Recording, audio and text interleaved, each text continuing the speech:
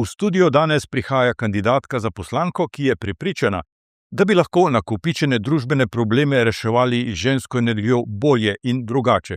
Zagovorniki njene kandidature poudarjajo njeno strokovnost, nasprotniki pa ji še vedno zamerijo prestop iz ene v drugo skupino svetnikov v idrijskem občinskem svetu.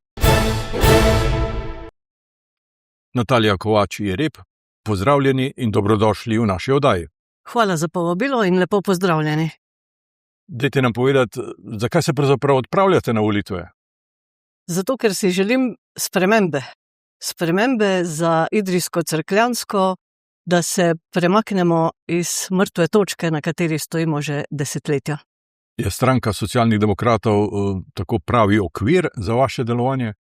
Stranka socialnih demokratov je zanesljivo pravi okvir za moje delovanje, ker sem sama zelo socialno naravnana, kar se kaže tudi z delovanjem v občinskem svetu. Za vas smo pripravili nekaj kratkih vprašanj, pa jih poglejva.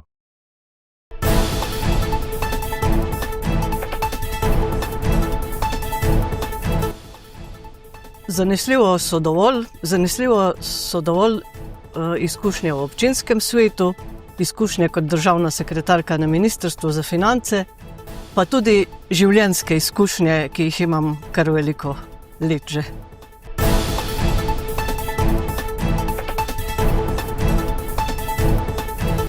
Pri sistemu financiranja občin bi predvsem spremenila ta sistem, da je bolj pravičen, da zaznava tudi te naše manjše občine. Pa ne samo manjše po številu prebivalcev, manjše tudi po dodeljenih proračunskih sredstvih.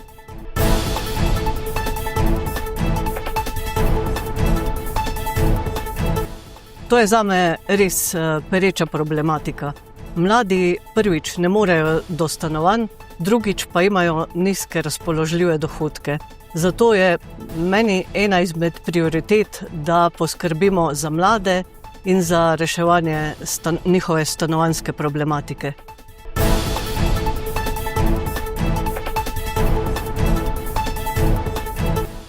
Tudi jaz se strinjam z vami, da je ta četrta razvojna os zastala. V bistvu je v neke vrste hibernaciji. Nič se ne dogaja. Idrija, cestna povezava je za Idrijo edina povezava z glavnim mestom Ljubljana do Nove Gorice in z ostalim predelom Slovenije. To je res katastrofa, kar se dogaja.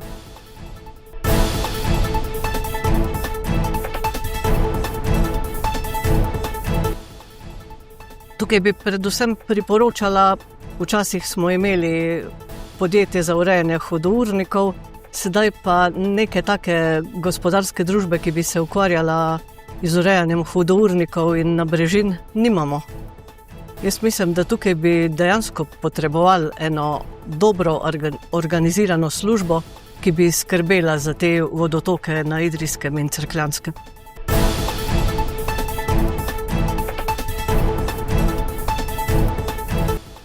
Temeljni program naše stranke je dogovor za mir, razvoj in blaginjo.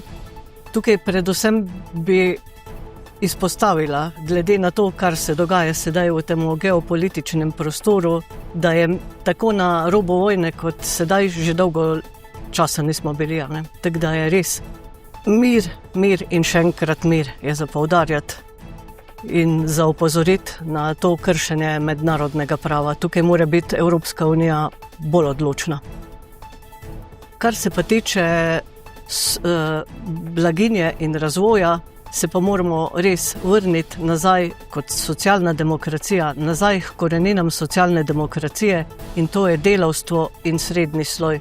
Njim moramo dati nazaj pomen, jih davčno razbremeniti. Tukaj govorim predvsem na dogovor med delavci, delodajalci in vlado, kjer moramo poseči tudi v prispevne stopnje. Delavci so dejansko pri nas veliko bolj obdavčeni kot delodajalci in na tej točki moramo mi začeti se dogovarjati na ekonomsko-socialnem svetu med delavci, delodajalci in vlado, da se začne pri razbremenjevanju dela. Ne samo z dohodnino, kar je najlažje, temveč na področju davkov in prispevkov. Tukaj bomo res razbremenili ta kader, kot so inženirji, se pravi razvojni kader in delavstvo.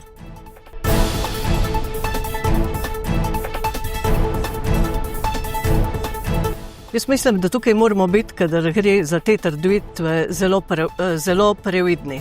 Mi moramo skrbeti za stabilnost javnih financ, predvsem za stabilnost pokojninske blagajne in zdravstvene blagajne. Jaz mislim, da zdaj ni prostor za uvajanje novih davkov, je pa prostor, da se prerazporedijo ta davčna bremena.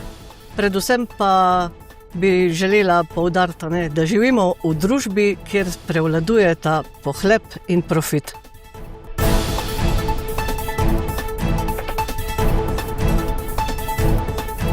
Ja, recepta za ozdravitev zdravstva nimam. Sem ga pa spoznala tako kot uporabnica, se pravi kot pacientka. Bila sem pa tudi kar nekaj let članica sveta Zavoda Zdravstvenega doma Idrija, se pravi bila sem predsednica sveta Zavoda Zdravstvenega doma Idrija in tudi kasneje potem članica. Mislim pa, da Slovenija potrebuje močan javni zdravstveni sistem.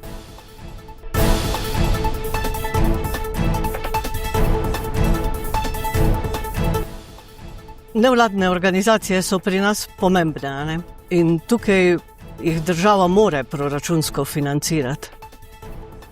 To je vse, kar lahko rečem na temo nevladnih organizacij. Gasilci, to je ena izmed najpomembnejših nevladnih organizacij.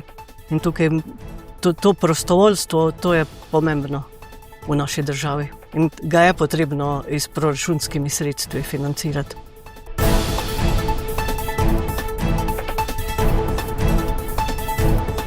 Pri meni te dileme ni, pri meni je samo javno zdravstvo.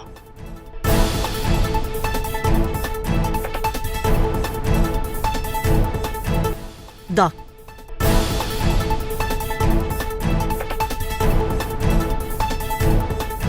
Ne. Natalija Kovač-Jereb, zahvaljujem se vam za obisk v našem studiu. Hvala za ta pogovor. Na olivno nedeljo pa vam želim dober rezultat. Ja, najlepša hvala za dobre želje. Jaz pa mislim, da je čas za žensko energijo in da po dolgih letih dobimo žensko poslanko v parlamentu. Vam, spoštovane gledalke in cenjeni gledalci, pa hvala za pozornost in seveda srečno.